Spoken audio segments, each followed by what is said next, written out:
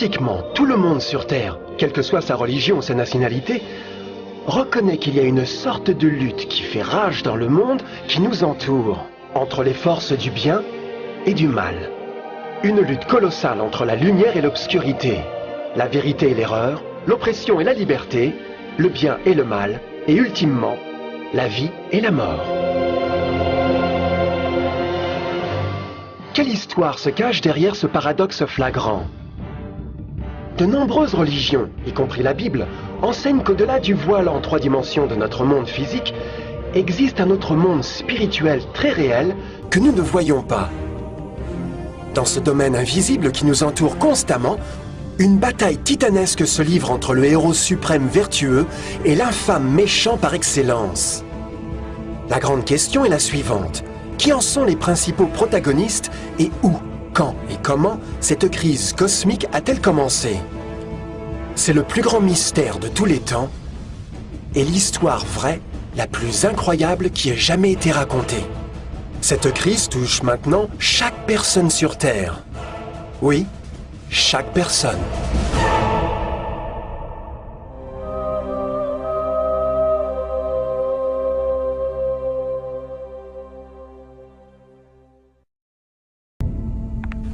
L'histoire humaine a été criblée de scènes de guerre, et chaque personne a connu le conflit.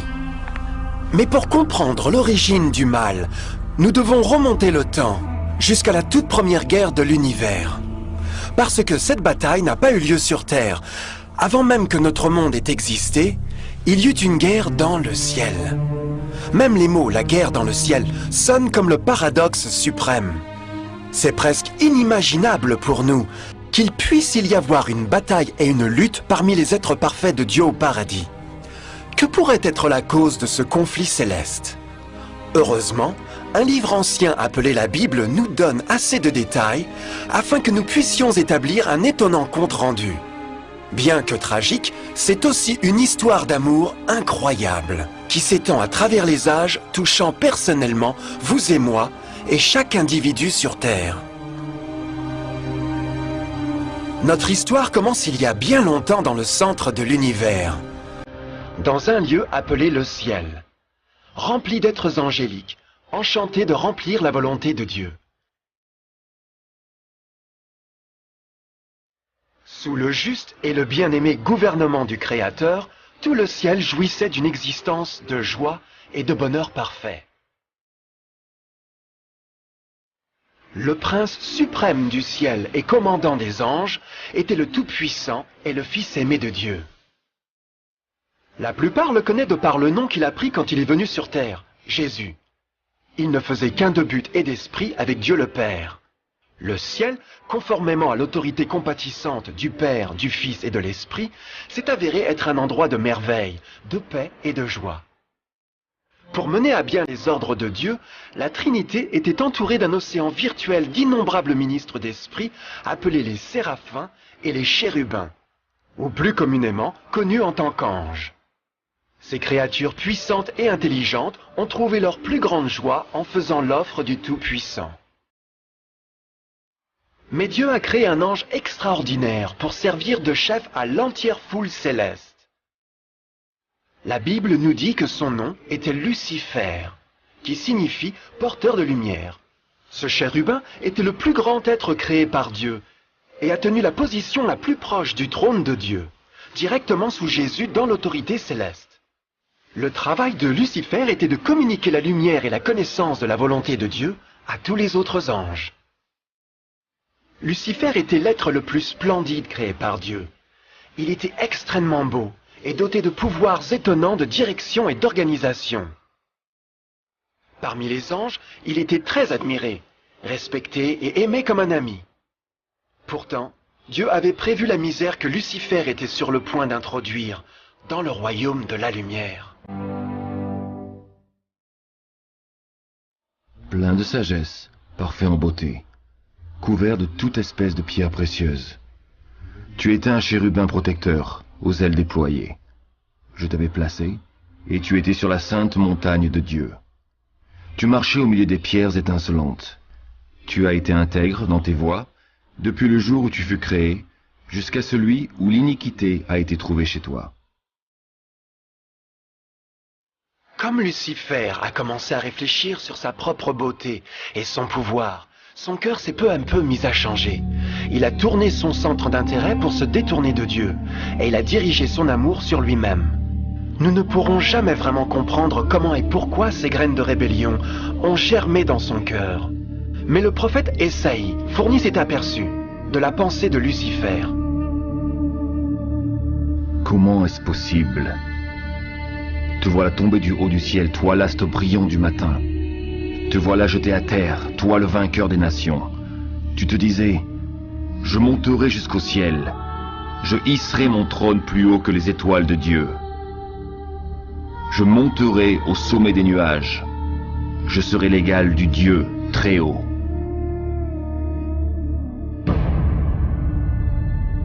Lucifer a progressivement commencé à convoiter le pouvoir de Dieu, mais pas son caractère.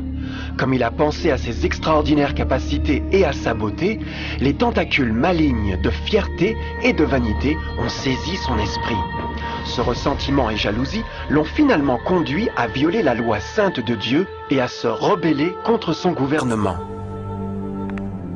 Nous devons marquer une pause ici et éclaircir quelque chose. Au commencement, Dieu a décrété les lois de physique pour régir le monde matériel dans lequel nous vivons. Sans les lois naturelles de l'univers, ce serait le chaos. De la même manière, la loi morale de Dieu a toujours assuré la sécurité et la stabilité dans le cosmos. Certains croient que les 10 commandements n'ont pas existé, jusqu'à ce que le Seigneur les ait livrés à Moïse sur le mont du Sinaï. Mais l'Écriture nous enseigne que les principes de la loi de Dieu ont existé à travers l'éternité, car ils sont le fondement même de son royaume céleste d'amour.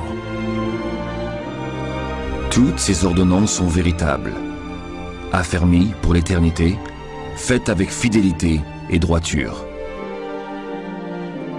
Les 10 commandements sont un résumé du caractère d'amour de Dieu. Les 4 premiers commandements décrivent qui est Dieu, son pouvoir, son territoire et son autorité. Les 6 derniers décrivent à quoi ressemble Dieu, son honnêteté, sa pureté, sa fidélité. Toutes ces choses étaient toujours vraies et le seront toujours. Maintenant, pour la première fois dans l'histoire de l'éternité, Lucifer a commencé à violer ses principes parfaits. Lucifer savait que s'il devait jamais partager le pouvoir et le statut de Dieu, il aurait besoin d'appui. Donc il est allé travailler. Il a commencé de façon détournée à circuler parmi les autres anges, plantant des graines de doute et de mécontentement quant à la direction de Dieu.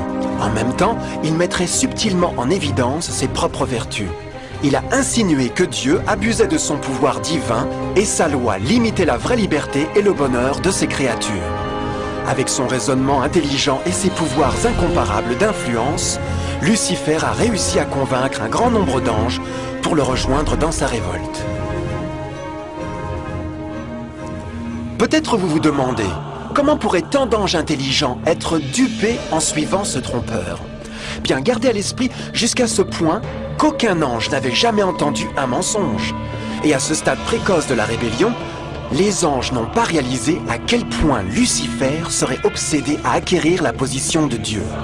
Ils n'ont pas su qu'il daignerait par la suite à torturer et assassiner le propre Fils de Dieu sur la croix, dans une tentative pour s'emparer de son trône. Étrangement, Lucifer a pensé qu'il pourrait dissimuler sa véritable attention à Dieu.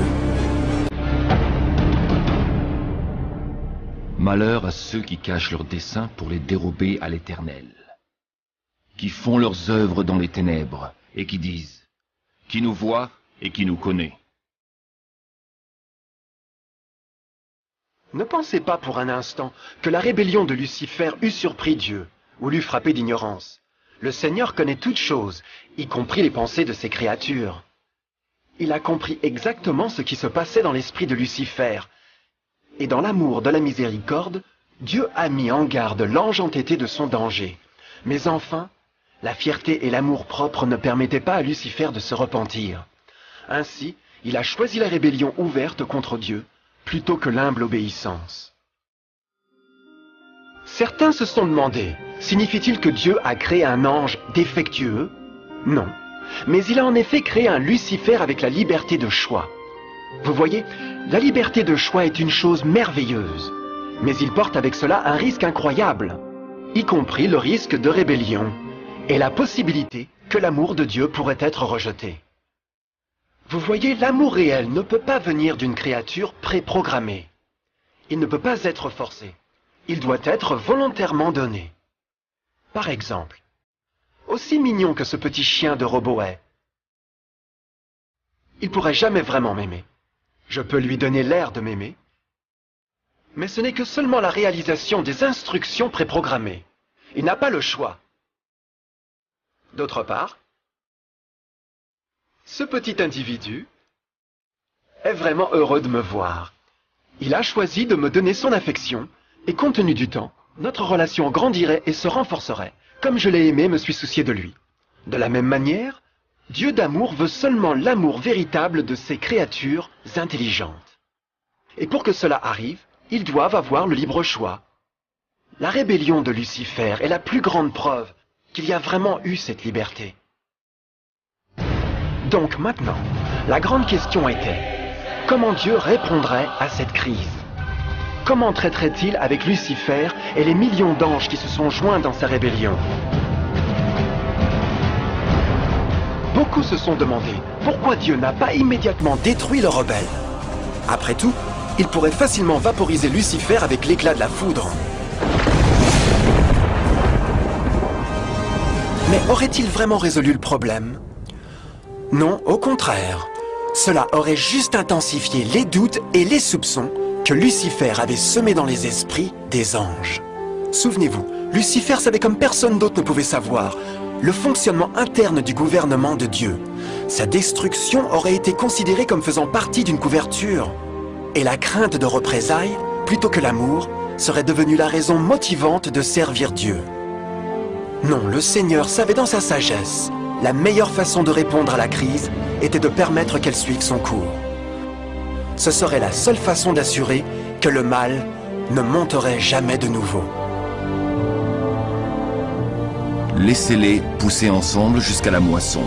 Et à ce moment-là, je dirai au moissonneur, enlevez d'abord la mauvaise herbe et liez-la en botte pour la brûler. Puis vous rentrerez le blé dans mon grenier. Dans la parabole du blé et de l'ivraie, Jésus illustre qu'une saison de grandir est nécessaire pour une plante pour révéler sa vraie nature.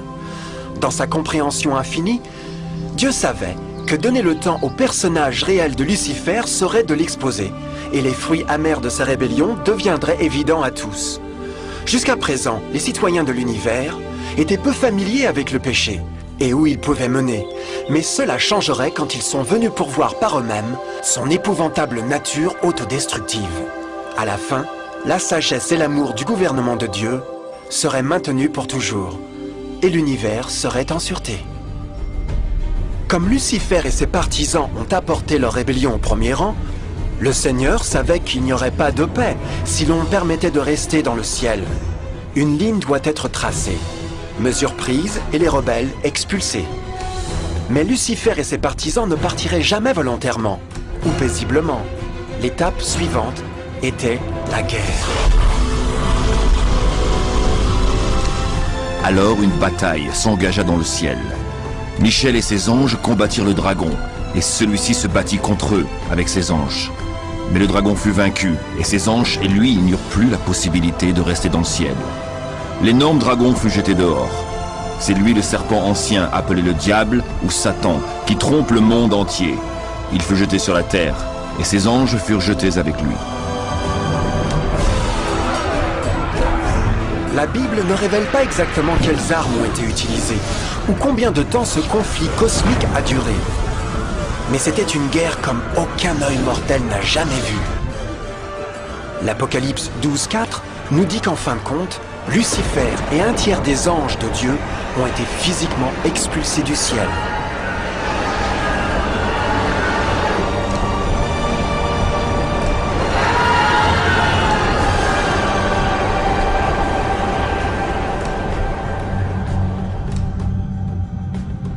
Mais que se passera-t-il ensuite? Lucifer avait maintenant des milliers d'anges de son côté, mais il avait besoin d'une plateforme d'action pour continuer sa révolte. Bientôt, bien trop tôt, l'univers commencerait à comprendre comment pénibles et coûteux les salaires du péché pourraient être. Car la guerre n'était pas finie, elle venait de commencer. Lucifer, le porteur de lumière, était maintenant devenu Satan, l'adversaire.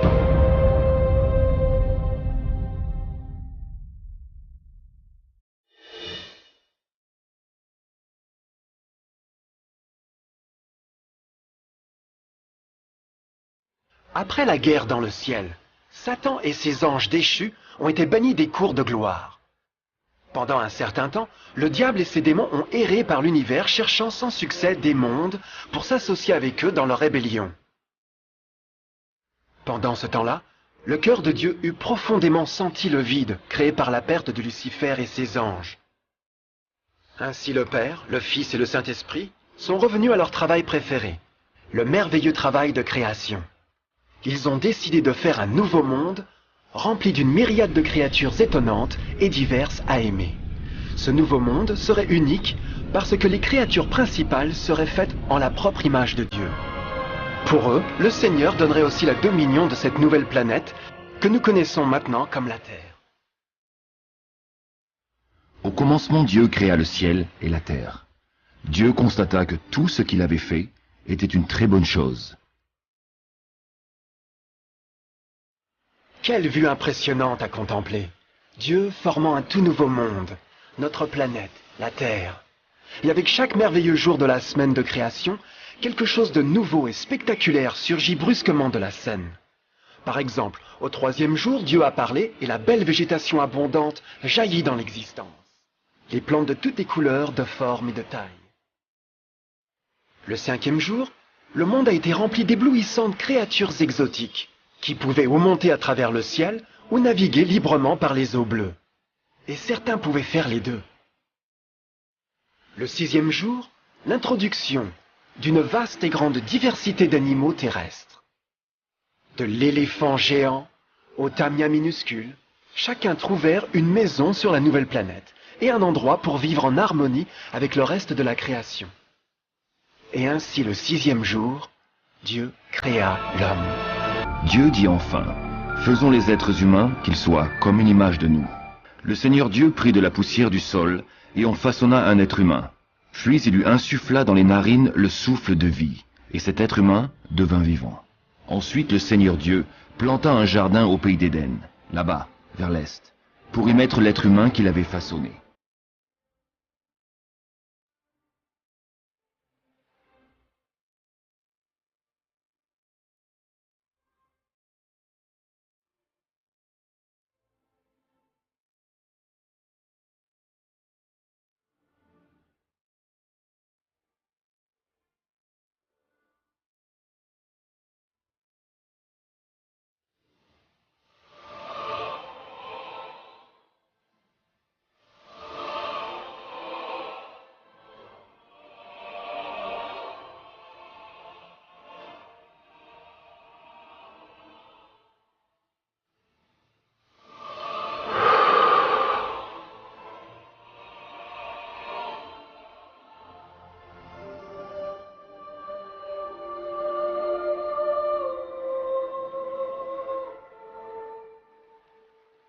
Quel immense honneur que d'être fait à l'image de Dieu.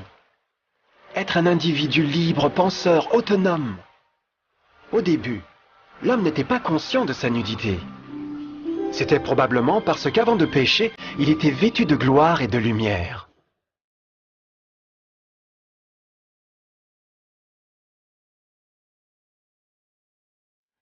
Dieu a aussi créé le compagnon idéal pour Adam, sa belle femme Ève.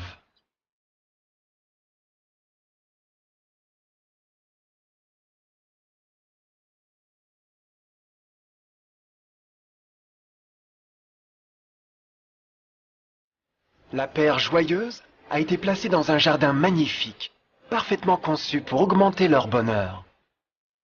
Pour Adam et Ève et les autres créatures de la terre, ce fut aussi un privilège divin donné de procréer à leur propre image. C'était l'intention de Dieu que le genre humain conserverait la dominion sur ce paradis parfait, pour toujours. Éternellement heureux et en bonne santé, il travaillerait avec la flore du jardin de Dieu, tout en appréciant l'affection et la compagnie de toutes les créatures sous leurs soins. L'environnement que nos premiers parents ont connu se distinguait énormément du monde d'aujourd'hui. Les roses n'avaient aucune épine, les insectes ne mordaient ou piquaient, et les lions et les agneaux gambaderaient doucement ensemble. Mais la plus grande bénédiction fut que les gens vécurent en harmonie parfaite avec leur Créateur. Chaque 7e jour, Adam et Ève se reposeraient de leur travail agréable et tiendraient l'ouverte communion bienheureuse avec la visite de leur Créateur. C'était un splendide, merveilleux monde. Et cet état heureux aurait continué par l'éternité si seulement nos premiers parents avaient témoigné leur fidélité par un simple test. Mais tu ne mangeras pas de l'arbre de la connaissance du bien et du mal, car le jour où tu en mangeras, tu mourras. Parce que l'adversaire a contaminé l'univers avec sa rébellion, le Seigneur a vu la nécessité d'un test simple d'amour et de fidélité. Rappelez-vous, les bons anges avaient juste vu un tiers de leurs amis chassés du ciel pendant la guerre. Comment pourrait-on être sûr que ces nouveaux humains ne seront pas du côté de Lucifer et la cause de plus d'ennuis? Donc, le Seigneur a placé un arbre unique dans le jardin. Un arbre dont le fruit ne devait pas être mangé sous peine de mort. Le passage de ce simple test d'obéissance démontrerait l'allégeance d'Adam et Ève à Dieu et à la foi en ses paroles. Bien sûr, c'était un test d'amour. C'était pourquoi Jésus a dit dans John 14, « Si vous m'aimez, gardez mes commandements. » Mais quelqu'un d'autre a appris ce test de foi, et il fut déterminé à l'utiliser à son avantage. Satan était très jaloux des gens heureux, qui appréciaient maintenant la vie bénie qu'il avait perdue. Leur existence heureuse tenait de contraste complet avec la sienne, qui était maintenant pleine de culpabilité, de péché et de misère. Dans son ressentiment menaçant et de colère, il ne se contentait pas de laisser la paire innocente seule. Pour le pécheur, toujours cherche à rabaisser les autres avec lui.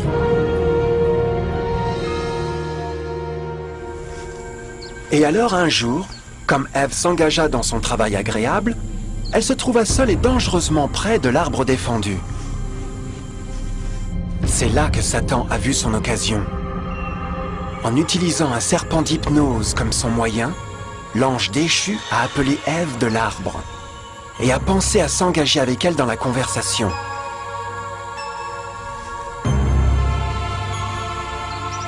Ces mots charmants ont été soigneusement calculés pour inspirer une méfiance envers Dieu.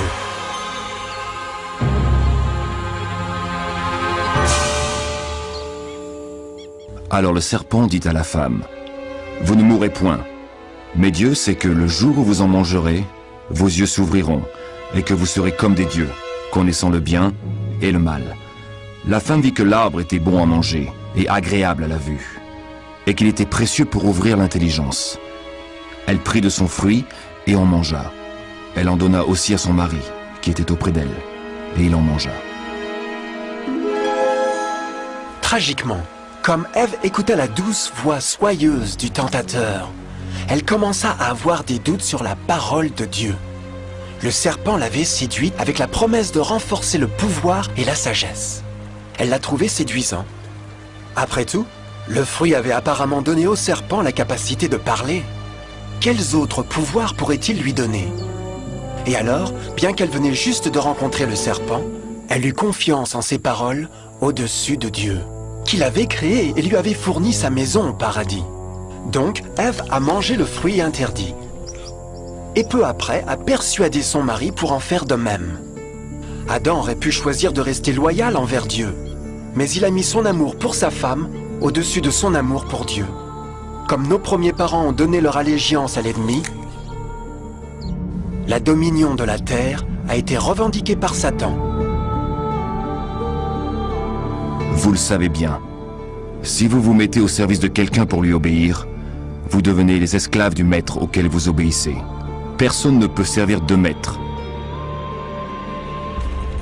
Ce monde deviendrait maintenant le champ de bataille final entre le bien et le mal, et les cœurs de chaque homme et femme deviendraient le prix. Peu, Adam et Ève avaient réalisé à ce moment-là, mais leur seul moment de méfiance et de défi ouvrirait les vannes de souffrance sur des millions d'individus pendant des milliers d'années.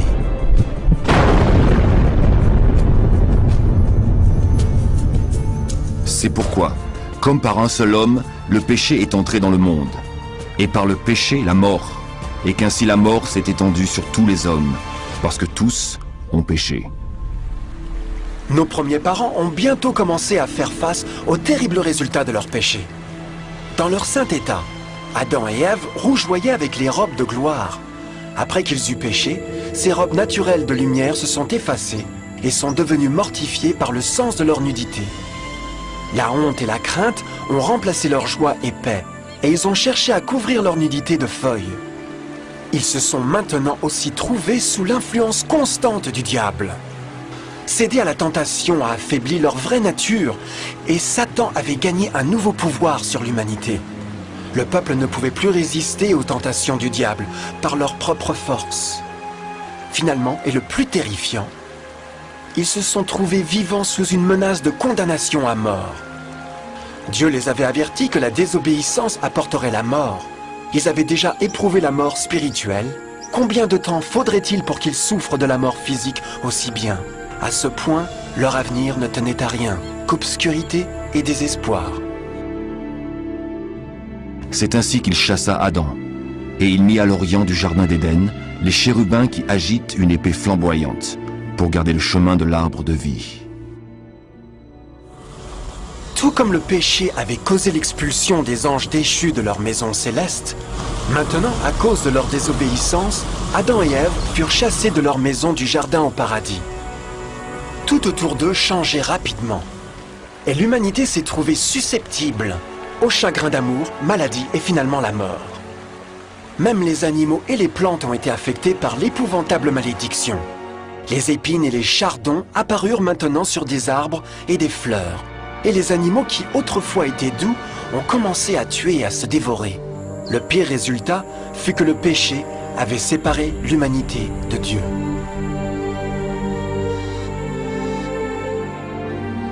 Mais ce sont vos crimes qui mettent une séparation entre vous et votre Dieu. Ce sont vos péchés qui vous cachent sa face et l'empêchent de vous écouter. À la création, à Adam et Ève ont été donnés l'honneur de converser avec les anges, et même Dieu le Fils, face à face. Mais Dieu est si parfaitement pur et saint, qu'aucun mal ne peut exister en sa présence. Maintenant que les premiers humains avaient péché, Dieu retira sa sainte présence d'eux pour leur propre protection. Le péché avait brûlé une cataracte sur l'âme de l'homme, ainsi il ne pouvait plus voir la dimension spirituelle. Désormais, la communication directe avec le ciel serait limitée.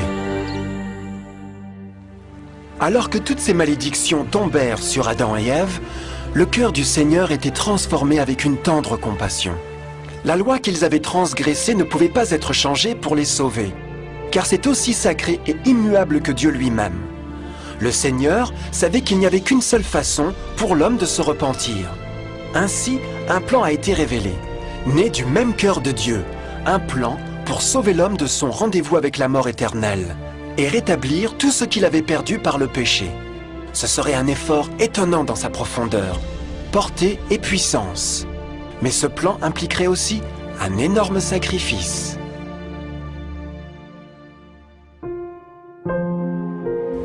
Voici comment Dieu a manifesté son amour pour nous. Il a envoyé son Fils unique dans le monde afin que nous ayons la vraie vie par lui. Et l'amour consiste en ceci. Ce n'est pas nous qui avons aimé Dieu, mais c'est lui qui nous a aimés.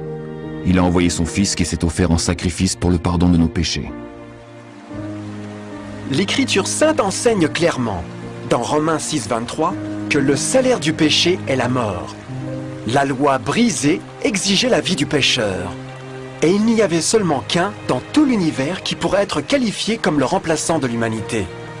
Seul le Créateur pourrait payer la dette de ses créatures en étant debout à leur place. Ainsi, Jésus-Christ, le Fils de Dieu, a volontairement consenti à quitter la pureté, la gloire et la sécurité du ciel. il viendrait à mourir en tant qu'homme sur cette mauvaise planète renégate. Il serait né comme un bébé innocent sans défense, supporterait une vie de douleur et de honte, néanmoins aurait une vie parfaite et victorieuse. Finalement, il mourrait d'une mort humiliante pour être debout comme un remplaçant de l'humanité tombée. Par son sacrifice, on pourrait étonnamment offrir à l'humanité encore une chance à la vie éternelle. Son sang fournirait la rançon pour le monde qui aurait été enlevé par Satan. Ce merveilleux plan de rédemption a été graphiquement illustré dans le système de sacrifice animal ordonné par Dieu après la chute de l'homme. Le Seigneur avait averti Adam et Ève qu'ils mourraient le jour où ils mangeraient le fruit défendu. Aussi, comment se faisait-il qu'ils sont restés en vie? La Bible nous dit que sitôt après leur péché, Dieu a fourni vêtements pour eux en forme de peau animale. C'est digne de remarquer que l'Apocalypse se réfère à Jésus-Christ comme l'agneau tué dès la fondation du monde. Ceci indique qu'un agneau a été tué ce jour-là pour empêcher leur mort immédiate. Par la foi, dans ce sacrifice, leur condamnation à mort a été symboliquement transférée d'eux à la créature innocente. L'agneau était bien sûr une représentation de Jésus. Et alors, une lueur d'espoir est subvenue dans leur situation apparemment sombre et désespérée. Par le repentir et la foi dans le sang du Messie à venir, n'importe quel homme pourrait de nouveau devenir un enfant de Dieu. Mais en dépit de ce plan merveilleux, pour l'instant Satan avait toujours dominion sur la terre, et donc la vie sur terre ne serait pas toujours facile. Vous aurez des tribulations dans le monde, mais prenez courage, j'ai vaincu le monde. Beaucoup se demandent naturellement pourquoi un Dieu d'amour et tout-puissant permet la douleur et la souffrance dans notre monde d'aujourd'hui. Mais il est clair dans la Genèse que Dieu nous a jamais destinés à connaître la douleur et les épreuves de cette vie. Comme elle est venue de la main de Dieu, la terre fut un merveilleux paradis. C'était le péché d'Adam et Ève qui avait donné à Satan le droit de revendiquer le contrôle de cette planète. À cause de leur choix tragique, le diable et ses favoris ont gagné le pouvoir de tenter et torturer les gens, en infligeant la maladie, la douleur et la souffrance. Peut-être une meilleure question serait, pourquoi Satan n'a pas le plein contrôle de l'humanité? La réponse est Jésus-Christ. Vous pouvez déjà vous rendre compte que la mort de Jésus sur la croix a fourni à chacun d'entre nous l'occasion d'être sauvé. Mais en réalité, il fait beaucoup plus que cela.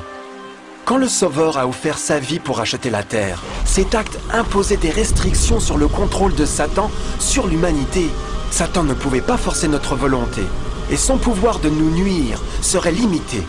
Le sacrifice du Christ nous a aussi apporté un temps de probation, où nous pourrions voir par nous-mêmes la différence entre le gouvernement de Dieu et Satan, pour ensuite décider qui nous serviront.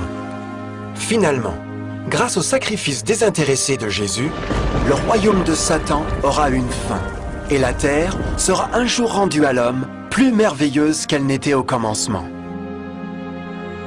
Ainsi, quand Adam et Ève ont commencé leur vie comme exilés du paradis, ils gardèrent toujours espoir. Dieu avait fourni des peaux d'animaux sacrifiés pour couvrir leur nudité. Mais plus important encore, il avait promis le sang de l'agneau de Dieu pour couvrir leurs péchés, s'ils acceptèrent le Christ et de se repentir. Une grande question demeurait. Le peuple accepterait-il le cadeau généreux de Dieu? Comment échapperons-nous en négligeant un si grand salut? L'histoire étonnante que vous venez d'entendre est vraie, et elle vous touche. À cause du désir de Satan d'être Dieu, et la méfiance d'Adam et Ève, et la désobéissance à Dieu, nous nous trouvons tous dans une situation périlleuse. D'une part, l'humanité a été énormément favorisée par Dieu, avec une deuxième chance de regagner notre maison d'Éden. D'autre part, si nous échouons à profiter de cette merveilleuse occasion, nous devenons des esclaves à Satan, et serons en fin de compte détruits quand Dieu nettoiera l'univers des péchés. Amis, il n'y a pas de meilleur moment pour prendre votre décision pour Jésus que maintenant. Aucun de nous ne sait combien de temps nous devrions vivre sur cette terre.